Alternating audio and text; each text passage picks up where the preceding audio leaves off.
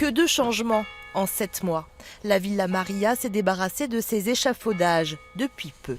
En septembre, l'acheteur bordelais lançait les travaux de cette maison bourgeoise construite vers 1850.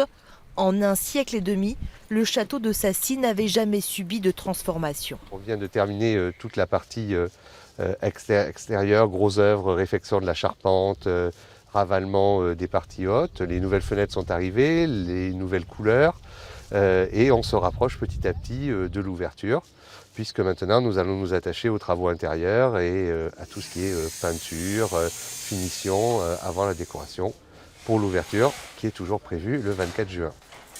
Au programme, 12 chambres, un restaurant d'une quarantaine de couverts et un spa.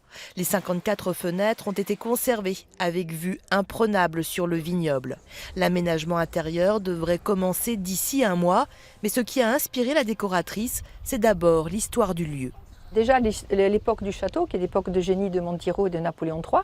Donc à partir de là, un jardin d'hiver s'impose. Toutes ces dames allaient à Paris chercher les fruits exotiques, le chocolat, les tissus. Et donc ça ne pouvait, pour moi c'était une évidence qu'il fallait faire un jardin d'hiver. Et là j'aimerais continuer dans les chambres. On continue avec l'histoire de ces dames qui ont mis le champagne à l'honneur dans l'histoire de France. C'est toute la philosophie de Millésime Collection, c'est de rénover des endroits qui sont un peu à l'abandon, qui ont une histoire, qui ont une âme, et de les faire revivre avec une activité liée au tourisme, à l'œnotourisme, liée au bien-être, à l'art de vivre à la française. Une quinzaine de personnes dont le recrutement est actuellement en cours devraient travailler à la Villa Maria. Quant au prix des chambres, il faudra compter entre 180 et 500 € la nuit.